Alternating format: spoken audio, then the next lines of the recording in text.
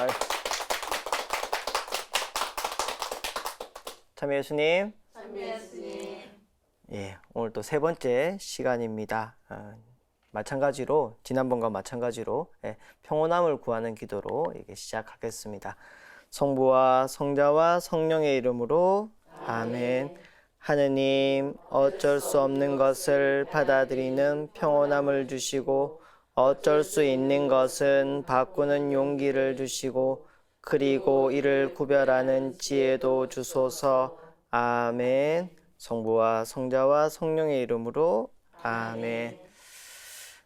예, 지난번에 제가 중독에 대해서 말씀드리면서 중독은 단순히 뭐 술 많이 먹고 뭐 게임 많이 하고 이런 게 아니라 어떤 내 기분을 바꾸기 위해서 선택한 어떤 전체의 문제라고 말씀드렸습니다. 그래서 삶 전체가 바뀌어야 되는데 그 얘기를 말씀드리면서 주체, 내가 회복돼야 된다. 나로서 세상을 살아가는 것.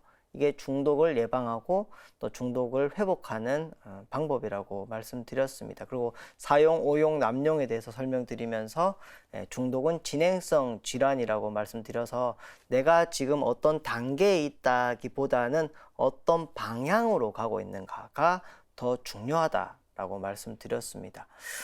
예전에 제가 어떤 재밌는 얘기를 들었는데 어떤 도둑이 내가 이렇게 살아서는 안 되겠다 해서 세례를 받았대요. 세례를 받았고 성당에서 이제 미사를 하고 나오는데 성당 마당에 신부님이 이렇게 산책을 하고 계신 거예요. 그러니까 도둑이 신부님 뒤로 이렇게 쓱 갔어요. 가가지고 신부님 죄송하지만 가진 것 다 내놓으십시오 이랬대요. 도둑이니까. 신부님이 너무 당황스러웠고 이거 어떡하지? 이러면서 주머니를 만져보니까 지갑이 없는 거예요. 아무것도 없고. 나 아무것도 안 들고 왔는데 어떡하지? 하면서 내가 지금 이거 피우던 담배라도 있는데 이거라도 가져가겠나? 이랬는 거예요. 그러니까 그 도둑이 그때가 사순식이었거든요. 아니 신부님 너무 실망입니다. 사순식인데 담배 태우십니까? 전 사순식이라 담배 끊었습니다. 이랬던 거예요. 자, 여러분들 이 도둑이 정말 끊어야 되는 게 뭡니까? 도둑질 계속하면서 담배만 끊으면 이 사람 뭐가 되겠어요? 건강한 도둑이 되겠죠, 그냥. 예. 결국 그런 거라는 겁니다. 그러니까 중독이라는 게 부분적으로 드러난 어떤 문제가 되는 행위가 아니라 내 삶의 전체를 바꾸지 못하면 별 의미가 없다라고 이렇게 말씀드리고 싶었어요. 오늘 들어가기 앞서서 제가 이렇게 항상 강의 때마다 제 약간 뭐 사인처럼 늘 시작하는 건데 100점짜리 인생을 위해 절대로 없어서는 안 되는 것이 있다면 점수를 매길 수 있을까요, 인생에? 근데 뭐 어렵죠, 그죠? 점수를 매길 수 없지만 만약에 우리가 생각하는 뭐 구원이라든지 뭐 행복이라든지 아니면 성공이라든지 그걸 점수로 얘기한다면 아마 100점일 텐데 100점짜리 인생을 살기 위해서 내가 꼭 가지고 있어야 되는 것 혹은 잃어버려서는 안 되는 게 뭘까 생각해 보면 사람마다 좀 다를 거예요, 그죠? 제가 학생들한테 물어보니까 이제 뭐 연애를 시작한 대학교 1학년 학생들은 사랑 이러더라고요. 그 다음에 이제 고등학교 때까지는 보통 집에서 이렇게 학교를 다니잖아요. 근데 이제 대학을 오면 이제 집에서 떨어지니까 가족 이렇게 얘기하는 친구들도 있고 또 자기가 한번 아파봤거나 아니면 가족 중에 누군가 아팠던 사람은 건강이 정말 소중하구나. 그래서 건강 이렇게 얘기하는 사람도 있고 다른 사람들이 나를 어떻게 생각하는지 나에 대한 내 이름값, 명예 뭐 이렇게 얘기하는 사람도 있고 제일 먼저 대답한 건 돈이었어요. 돈 필요하죠, 그죠? 지금 말한 것들이 다 세상을 살아가는데 굉장히 중요한 것들이고 우리가 소중하게 여기는 것들입니다. 근데 그게 과연 우리 인생에서 몇 점 정도 되는지 모르잖아요, 그죠? 그래서 제가 제 나름대로 방식으로 100점짜리가 있는지 한번 찾아봤어요. 그래서 A부터 Z까지 이렇게 쭉 쓰고요. A를 1로 치고 B를 2로 치고 C를 3으로 치고 이렇게 쓰면 Z가 26이 되거든요.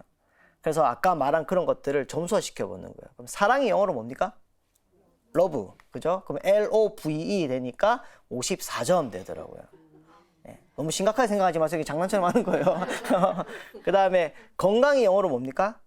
헬스. 그죠? 헬스. 단어가 길어서 좀 점수가 클 줄 알았는데 이 A나 이런 것들은 점수에 별로 도움이 안 돼요. 그래서 54점입니다. 아까 가족 했죠. 그죠? 가족이 영어로 뭡니까? 패밀리. 패밀리 하니까 66점이 나와요. 그리고 아까 honor, 명예 하니까 70점 나와요. 제일 먼저 얘기했던 게 뭐라고요? 돈, 머니. 머니는 단어가 짧아서 점수가 별로 안 될 줄 알았는데 해보니까 예, 역시 머니 해도 머니라더니 머니가 이렇게 점수가 높더라고요. 근데 100점이 나온 단어가 있을까? 영어로 100점이 나온 단어가 있을까? 막 찾았더니 있더라고요. 정확하게 100점 나온 단어가 있어요. 딱 하면 자, 요거 한번 읽어볼까요? 왜 이렇게 자신이 없으세요? 예, attitude, 그죠? 이러면 딱 100점이 나옵니다. 아까 attitude 하니까 생각나는데 제가 성당에 있을 때 야, 배터리 다 했다 이러니까 유치부 애가 지나가면서 배럴이에요 이러더라고요. 요즘 애들이 영어를 너무 빨리 배워가지고 걔네들은 attitude 이렇게 했죠, 그죠? 자, 태도는 영어로 딱 이렇게 하니까 100점이 나옵니다. 예. 제가 이렇게 말씀드린 이유는 제가 여러분들이 강의를 제가 해보니까 여러분들이 막 열심히 들어주시니까 제가 너무 이렇게 강의가 더 잘 되더라고요. 그러니까 들어주시는 태도에 따라서 강사도 이렇게 훨씬 더 좋아질 수 있다. 그래서 이번 강의도 잘 부탁드린다는 의미로 이렇게 제가 이렇게 말씀드린 거고요. 또 하나는 저는 중독이라는 문제가 삶의 태도의 문제로 생각해요. 태도라는 단어가 조금 좀 부정적인 느낌? 너 왜 앉아있는 태도가 그래? 뭐 너 왜 말 듣는 태도가 그래? 이렇게 쓰기도 하지만 어떤 사물이나 상황을 대하는 자세라고 할 수도 있죠. 그러니까 사람을 대하는 태도, 내 삶을 대하는 태도, 내가 만나는 사람들을 대하는 나의 태도. 중독은 내가 힘들고 어렵고 좀 하기 싫은 일을 조금 더 쉬운 방법으로, 조금 더 확실한 방법으로 피해가고자 하는 것들이거든요. 그래서 그 삶의 태도가 있을 때 그 태도를 바꾸지 못하면 똑같더라는 거예요.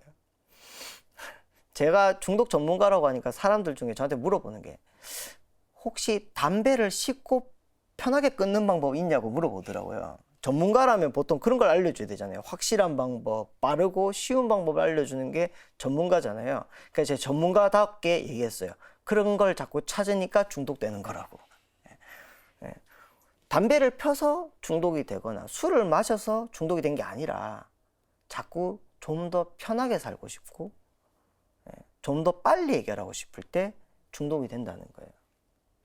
여러분들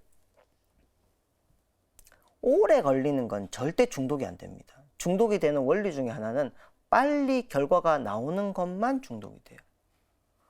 오늘 술 마셨는데 내일 취하면 술 드시겠습니까? 중독성이 전혀 없는 거예요. 카지노에 갔는데 탁 땡겼어요. 결과를 내년에 알려드립니다. 이러면 아무도 안 합니다. 그러니까 내가 원하는 결과가 빨리빨리 나오는 것일수록 중독성이 강한 거예요. 술을 마시면 취기가 올라오는데 보통 한 2~30분 정도 걸립니다. 입으로 들어가는 건. 근데 2~30분이 길다고 생각하실 수도 있지만 인생을 살면서 내가 원하는 결과가, 내가 원하는 기분이 30분 안에 오는 것은 그렇게 많지 않아요. 술은 굉장히 확실한 거죠. 술을 마실 때 어떤 날은 취하고 어떤 날은 안 취한다. 이러면 술에 대한 중독성이 없는 거예요. 거의 동일한 기분이 동일하게 나거든요. 그러면 중독성이 있는 거죠. 빨리 되니까. 조금 다른 얘기지만 담배가 끊기 어려울까요? 술이 끊기 어려울까요?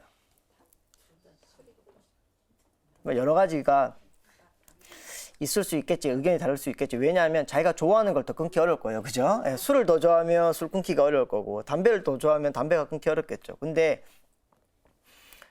자극의 속도로만 따지면 담배는 보통 7초 정도면 올라옵니다. 스모킹이 제일 빠른 방식이에요. 똑같은 약물을 해도 주사기로 맞을 수도 있고 물에 타서 마실 수도 있고 스모킹으로 할 수도 있는데 가장 빠른 방식으로 한다면 스모킹이에요. 예. 그렇기 때문에 담배가 술보다 원하는 자극이 빨리 오거든요. 그런 걸로만 따지면 중독성이 더 강하다라고 표현할 수도 있겠죠. 근데 제가 생각할 때 중독성이 가장 강한 게 아까 보여줬던 숫자입니다. 숫자는 결과가 바로 나오는 거예요. 내가 공부를 얼마나 잘하는지 모르지만 몇 등인지는 알 수 있어요. 그죠? 내가 내가 영어를 얼마나 잘하는지는 알 수 없지만 영어 성적이 몇 점인지는 알 수 있다는 거예요. 바라는 결과가 눈으로 확인되는 거죠. 아이고 감사합니다라고 10만 원 주는 거랑 아이고 감사합니다 20만 원 주는 거랑 숫자로 달라지는 거죠. 느낌이. 바로바로 표현되고 바로바로 느낄 수 있기 때문에 숫자는 굉장히 어려워요. 중독성이 강해요. 여러분들 우리 집이 얼마나 좋은 집인지는 모르지만 우리 집이 얼마짜리인지는 알 수 있거든요. 우리 집이 몇 평짜리인지도 알 수 있고 그 숫자가 굉장히 중독성이 강하고 벗어나기 힘들게 한다는 거예요. 반대로 얘기하면 이 사회에서 중독에서 벗어나려면 숫자에 초연해져야 됩니다. 숫자를 좀 무시할 수 있어야 돼요. 근데 숫자를 무시하려면 숫자를 무시하기 시작하면 그때부터 불안감이 올라오거든요. 그 불안을 달랠 만한 뭔가가 있어야 돼요. 그 뭔가가 무엇인지에 대해서 오늘 얘기하고자 합니다. 제가 중독을 예전에는 뭐 그 남용과 의존이라는 말로 진단을 내렸는데 지금은 진단을 중독이라는 말로 바로 내린다고 했습니다. 알코올 중독입니다. 이렇게 내리거든요. 자, 그러면 진단을 내린다고 할 때는 여러분들 뭐 병원에 가보시면 감기입니다. 뭐 인후염입니다. 뭐 이런 식으로 진단이 나오죠. 그죠? 그러려면 뭘 보고 진단을 내리는 거잖아요. 그걸 증상이라 그러죠. 그죠? 그 중독도 증상이 있어요. 뭐 여러 가지 알코올 중독, 약물 중독, 게임 중독 여러 가지 중독이 있지만 거의 공통적으로 있는 중독이 뭐냐면 증상이 뭐냐면 내성이 생긴다는 거예요. 내성이. 내성은 여기는 제가 그냥 쾌감을 얻기 위해 요구되는 양이나 자극의 강도가 점점 더 증가하는 현상 뭐 이렇게 표현해놨지만 좀 쉬운 말로 하면 처음에 왔던 것보다 점점 그 자극이 줄어드는 거죠. 여러분들 그 두통약 같은 거 처음 들으면 두통이 탁 내려가지만 만약에 그걸 계속 먹으면 내성이 생긴다죠. 내성이 생기고 나면 어떻게 됩니까? 잘 안 듣죠. 약발이 잘 안 듣는 겁니다. 그러면 약을 더 자주 먹어주든지 더 많이 먹어줘야 되죠. 우리나라 사람들이 지금 커피를 굉장히 많이 먹는데 어떤 분들 이렇게 얘기하죠. 난 커피 뭐 잘 때 먹어도 잘 자 이러는 거죠. 사실 굉장히 위험한 거죠. 커피빨이 안 든다는 얘기잖아요. 커피는 마시면 잠이 안 와야 정상이거든요. 근데 이제 커피를 마셔도 잠이랑 상관없다는 거는 내가 이 효과를 이제 못 느낀다는 거예요. 어지간히 먹어서는 그 효과가 안 난다는 얘기죠. 내성이 생겼다는 얘기입니다. 술을 처음 먹으면 빨리 취해요. 근데 술 주는 사람들이 이러거든요. 술은 먹으면 늘어 이러거든요.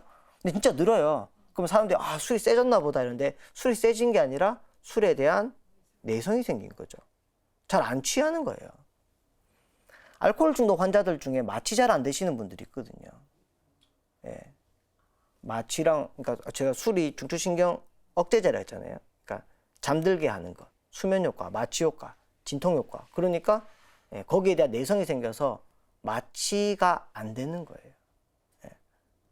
근데 이거는 꼭 중독만이 아니라 우리 모두가 갖고 있는 마음이에요. 예를 들어서 돈 100만 원만 있으면 참 좋겠다 싶죠. 근데 100만 원이 생기면 어떻습니까?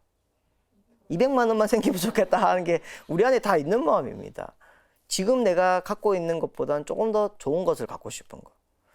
모르겠어요. 여러분들 연애하실 때 어떤 느낌인지 모르겠지만 저 남자랑 살면 참 좋겠다 싶지만 막상 결혼하면 안 그렇죠. 그죠?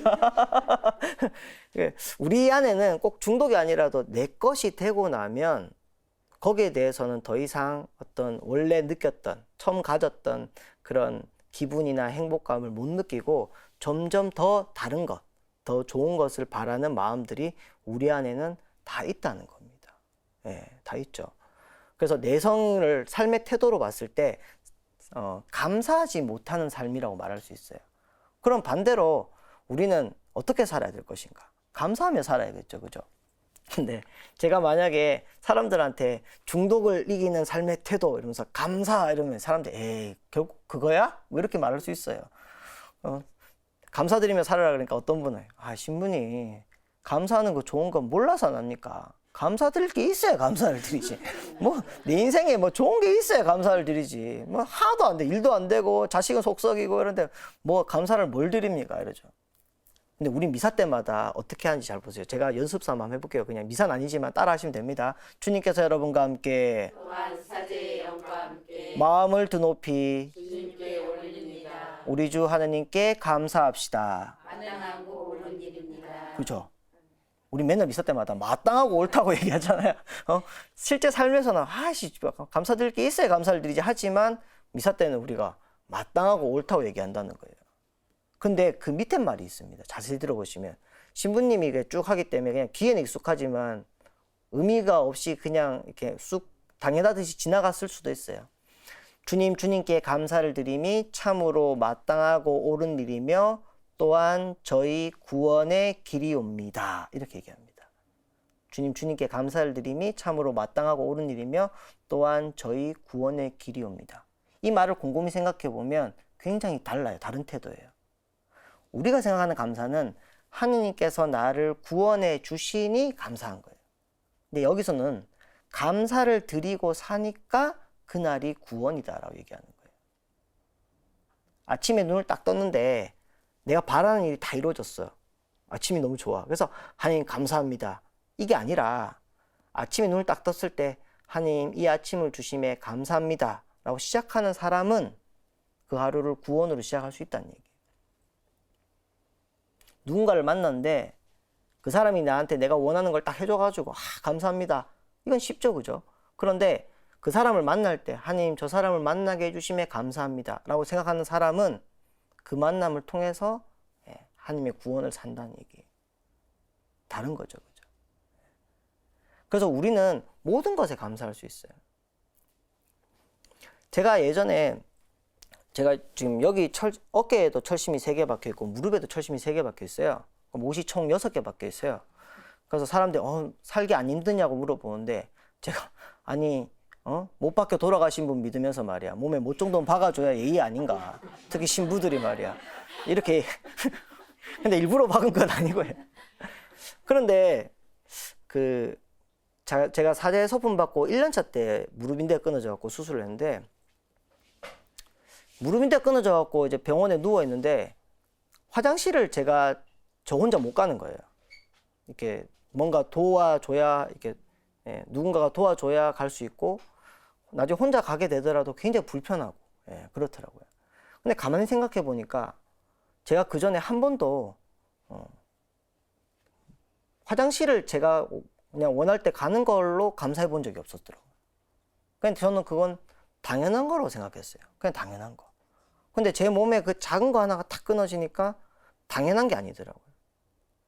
그리고 가만히 생각하니까 내가 지금 하고 있는 많은 것들, 손으로 뭔가를 잡는다든지 눈으로 뭔가를 본다든지 귀로 뭔가를 듣는다든지 당연한 건데 이 세상에 어떤 사람은 이게 당연한 게 아니라는 거예요. 내 눈으로 한 번만 내 가족을 보고 싶다.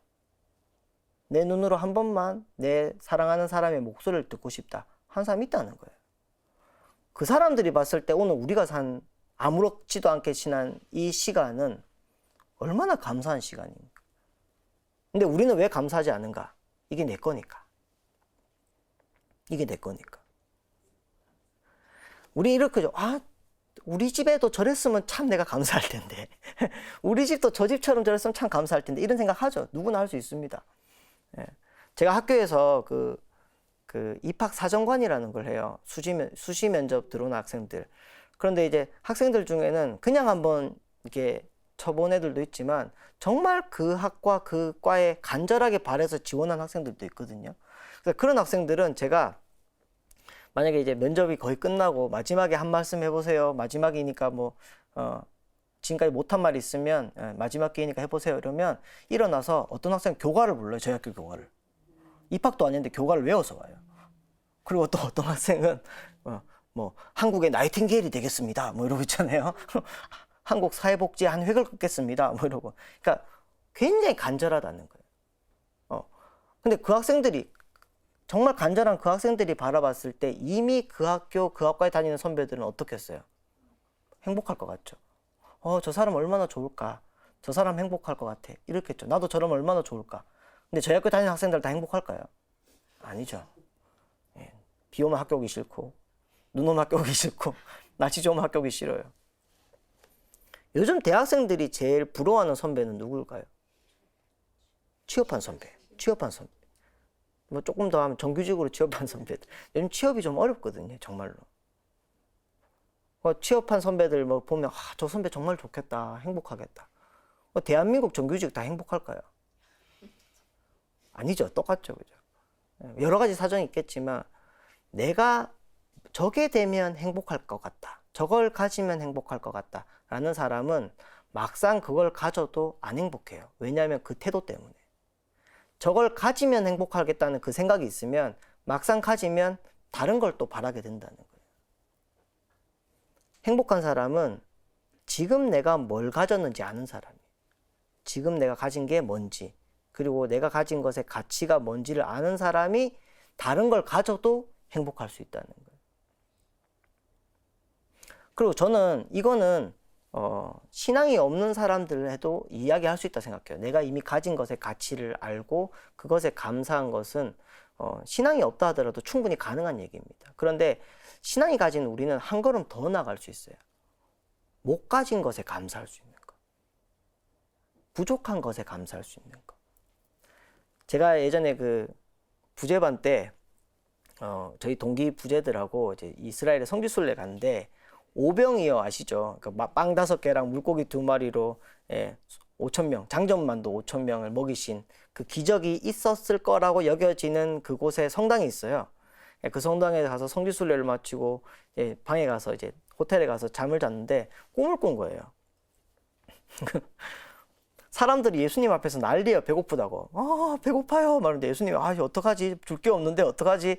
이러는데 베드로가 빵 5갑밖에 없는데요. 그러니까 그거 갖고 너 어떡해? 누구 코에 붙여? 이러면서 야, 이제 어떡하지? 이러는데 그럼 베드로가 제가 알아서 찾아보겠습니다 하고 내려갔어요. 그래서 예수님이 고민하고 있는데 저 밑에서 베드로가 예수님 찾았습니다 하는 거예요. 예수님 뭔가 보니까 이제 그 절벽이 있고 그 밑에가 바닷가인데 고래 2마리가 집채만한 고래 2마리가 성경에 물고기 2마리라고 그랬지 무슨 물고기라고 얘기 안 했잖아요. 그죠? 고래 2마리가 이렇게 배를 깔고 이렇게 누워 있는 거예요. 사실 그렇게 어떻게 생각해 보면 고래는 물고기는 아니죠. 어쨌거나 누워 있는데 베드로가 예수님 찾았습니다. 그러니까 예수님이 너무 기뻐하시면서 하늘에 대고 감사의 기도를 드리고 부 고아라 해가지고 고아가지고 사람들이 나눠 먹고 뼈를 모으니까 12광주에 가득 차는 거예요. 잠에서 깨니까 이건가? 라는 생각이 들더라고요. 그러니까 이 정도는 돼야 감사한 거잖아요. 사실 우리가 생각하는 감사는. 근데 예수님은 아니었거든요. 사실은. 그 장정만도 5,000명이라고 하면 아이는 그 수에 포함도 안 되는 아이예요. 근데 그 아이가 빵 5개랑 물고기 2마리를 냈는데 거기에 감사의 기도를 드리셨다는 거예요. 저는 그 대목이 제일 인상 깊었어요. 사람들이 배불리 먹었다는 거는 그냥 제가 생각할 때는 예수님이 풍랑도 잠재우시고 죽은 사람도 살리시는데 배고픔만 사라져야 이러면 그건 다 간단할 것 같은 거예요. 그러니까 그 사람들이 다 배불리 먹었다는 건 별로 저한테는 크게 이제 기적같이 안 느껴졌어요. 근데 그 아이가 정말 그 작은 아이가 아무것도 아닌 아이가 이거라도 같이 나눌까요? 내놨다는 것. 사실 이게 더 기적이지 않은가. 우린 내가 뭔가를 하려고 할 때 이거 갖고 도움이 될까? 이거 해봤자 무슨 소용이 있을까? 이런 생각 늘 하는데 그 아이는 용기를 내서 자기 가진 게 별거가 아니지만 내어놓았다는 거예요. 그리고 더 대단한 건 하느님, 예수님께서 그걸 받아서 감사의 기도를 드리셨다는 거예요. 우리가 보면 우린 늘 부족해요. 보잘것없고 뭔가를 내어놓기에는 부끄럽죠. 제가 성당에 있을 때 보면 우리 신자분들 자매님 이것 좀 같이 해보시다 하면 저 부끄러워서 못해요. 제가 아무것도 못해요. 자꾸 이렇게 빼시거든요. 물론 겸손의 표현입니다. 겸손의 표현인데 조금 뒤집어 생각해 보면 하느님이 나를 부끄러워할까요? 내가 나를 부끄러워할까요? 내가 나를 부끄러워하죠. 하느님이 저를 이렇게, 제가 방송에 잘 안 보이겠지만 제가 키가 160이 안 되거든요. 키가 굉장히 작아요. 근데 하느님이 나를 그냥 요따위로 만든 건 아니잖아요. 그죠? 하느님은 굉장히 저를 정성스럽게, 사랑스럽게, 그닥 최선을 다해서 만드시고 당신이 할 수 있는 최선의 삶을 나한테 줬는데 내가 마음에 안 드는 거죠. 그러면 누구 기준이 더 높은 거예요? 하느님 기준이 높은 거예요? 내 기준이 높은 거예요? 내 기준이 더 높은 거죠. 하느님 기준보다. 사실 그게 교만인 거잖아요. 겸손한 것 같지만 내가 나의 삶에, 내 모습에, 하나님께서 주신 내 모습에 감사하지 못한 거잖아요. 그죠? 하느님은 나보고 다라고 하지 않으세요. 내가 세상 그 배고픈 사람들에게 5천 명에게 충분한 먹이가 되기를 바라시지 않는다는 거예요. 먹잇감을 갖고 오기를 원하지 않으신다는 거예요. 내가 할 수 있는 걸 그냥 내어놓으면 나머지는 하나님께서 채워주기 때문에 우린 그걸 믿고 있으니까 부족해도 괜찮고 오히려 부족한 것에 감사드릴 수 있는 거죠. 감사드릴 수 있는. 우리 모두는 뭔가를 자꾸 갖고 싶어요. 가진 것으로 안정감을 얻고 싶어 하고 가진 것으로 내 존재를 드러내고자 하죠. 예수님께서 그 회당에서 가르치실 때 안식일이었다고 해요. 안식일이었는데 손이 오그라든 사람이 있었어요. 그러니까 사람들이 지켜봤다 그러고 예수님이 뭘 하시나. 예. 이제 건수를 잡으려고 한 거죠. 그죠? 그런데 그 손이 오그라든 사람의 손을 펴셨을 때 안식일에 하지 않은 것, 안식일에 일을 하지 않아야 되는데 그걸 했다고 이제 트집을 잡잖아요. 그죠? 이 손이라는 것. 그러니까 우리가 손은 내가 가진 것을 줄 수 있는 것이고 남이 뭔가를 줄 때 감사하게 받는 게 손이거든요. 손이 정말 좋은 손은 그걸 할 수 있어야 좋은 손이에요. 그죠? 내가 가진 것을 기쁘게 줄 수 있고 남이 주는 것을 감사하게 받을 수 있는 손. 그런데 그 예수님이 기적을 일으켰던 그 장면을 보면 누가 과연 장애를 가진 사람인가? 오히려 그 손이 오그라든 사람들보다 그 율법이라는 거, 자신들이 지켜야 될 어떤 사회적 지위나 옳다고 생각하는 그것을 지키기 위해서 그 아픈 몸을 이끌고 온 그 사람의 딱한 사정을 읽어주지 못하는 그 사람들이 오히려 더 불완전한 손, 제대로 펴지 못하는 손이 아닌가라는 생각을 했었거든요. 근데 그 묵상을 하다가 가만히 보니까 예수님 손에 못이 하나 박혀 있더라고요. 십자가에. 저 손이 예전에는 그냥 그렇게 보였는데 그 묵상을 하면서 가만히 보니까 아, 예수님은 우리에게 모든 것을 주기 위해서 또 우리가 작은 것을 내어놓을 때 기쁘게 받기 위해서 당신의 손에 쥐어지지 않는 못을 박으셨구나. 우리의 모든 것을 받아주시고 또 우리의 모든 것을 내어주기 위해서 저렇게 하셨구나 라는 생각이 들었어요. 그 예수님의 저 손을 보면서 우리가 뭔가를 가져야만, 더 많이 가져야만 행복해질 수 있을 것 같고 뭔가 기쁠 것 같다고 생각하는 우리의 이 마음을 조금 반성해 볼 수 있지 않을까라는 생각이 들었어요.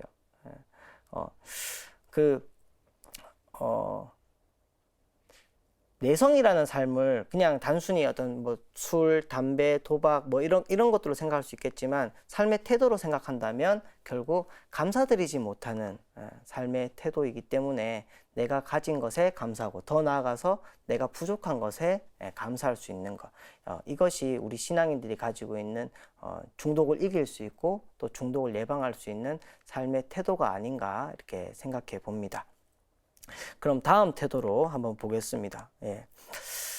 중독 상태를 나타내는 특징 두 번째는 금단 증상입니다. 금단 증상은 그만두었을 때 불편해지는 증상이에요. 그만두었을 때 불편해지는 증상. 금단이라는 말은 보통 이제 아까 그 남용과 의존이라고 할 때 이제 금단이 생기면 의존이라고 하죠. 크게 말하면 이제 신체적으로도 오고 심리적으로도 옵니다. 제일 흔한 증상이 손 떨리는 거예요. 여러분들 혹시 그 손을 많이 떠시는 분들, 그냥 이게 근데 꼭 술 때문에 떤 게 아닌 분들도 있긴 있습니다. 근데 술을 많이 드셨던 분들은 술을 안 먹으면 손이 떨려요. 근데 혹시나 여러분들 오해하시면 안 됩니다. 손이 떨리시는 분 보고, 저 사람 알코올 중독자인가 봐. 손이 떨려. 사실 그 시선 때문에 중독에서 회복하실 때 재발하시는 분들이 있거든요. 이거 보여주기 싫어가지고. 그래서 오히려 그럴 때는 위로를 해주시고 응원해 주셔야 돼요. 또 다른 면으로 보면 손이 떨릴 때 술을 들어가면 바로 멈춥니다. 이거. 그럼 떨리고 있다는 말은 뭐예요? 참고 있다는 얘기잖아요. 참고 있다는 얘기잖아요. 그러니까 이거는 비난받거나 이렇게 봐야 될 게 아니라 응원해 주셔야 되는 거죠. 그죠? 심리적으로도 옵니다. 신체적으로 오지만 심리적으로도 와요. 그러니까 예를 들어서 도박 같은 경우는 몸으로 들어오는 게 없잖아요. 그죠? 그렇지만 도박도 끊으면 뭔가 불안해지고 뭔가 삶의 어떤 안정감을 못 갖고 이렇거든요. 심리적으로도 오고 신체적으로도 옵니다. 불편한 증상이죠. 금단은 우리들도 있습니다. 뭔가 익숙해졌던 것들이 있을 때 익숙해진 것이 사라지면 뭔가 이렇게 편하지 않은 것들 우리 안에 있죠, 그죠? 그래서 그 불편함을 감수할 수 있는 것이 금단을 이기는 것이거든요. 근데 대부분 사람들은 이 금단을 싫어해요. 술을 못 끊는 이유, 도박을 못 끊는 이유, 담배를 못 끊는 이유, 기승전 사실은 금단 때문에 그렇습니다. 아까 제가 담배가 끊기 어려운지 술이 끊기 어려운지 말씀드렸는데 이렇게만 따져도 담배가 약간은 더 끊기 어려울 수도 있어요. 술은 보통 여러분들 술 좋아하시는 분들 술 드시면 뭐 어젯밤에 술 먹었으면 아침에 일어나서 그 다음 날 정도 되면 이제 술 생각이 나잖아요, 그죠? 그런데 어떤 분들 술 진짜 좋아하시는 분들은 아침부터 술 드십니다. 해장 술을 드시는 분들이 있거든요. 그러니까 술이 들어가야 몸이 정상인 거예요. 술이 들어가야 뭔가가 더 편해지고 생각도 더 바라지고 말도 더 편하게 하는 거죠. 그런데 그 담배는 그 간격이 2시간 간격으로 오거든요. 니코틴이 떨어지는 게 2시간 간격이에요. 그러니까 이런 부분으로 보면 금단 주기가 술보다 담배가 짧기 때문에 중독성이 더 담배가 술보다 강하다고 할 수 있습니다. 그래서 그 보건소에 가면 이제 담배나 술에 대해서 얘기할 때 이렇게 하루에 얼마나 먹는지, 그 다음에 아침에 일어나자마자 담배를 피는지 술을 마시는지 묻는 거는 금단에 대한 질문이에요. 아침에 일어나자마자 담배를 핀다는 거는 이제 금단 니코틴 농도가 떨어졌을 때 일어나자마자 담배 생각이 먼저 나는 거고, 또 눈이 뜨자마자 술 생각이 난다는 것도 술이 떨어지면 몸이 불편한 걸 느낀다는 거죠. 금단이 있다는 얘기입니다. 요 나머지 이야기들은 또 다음 시간에 이어서 가겠습니다. 또 열심히 들어주셔서 감사드립니다.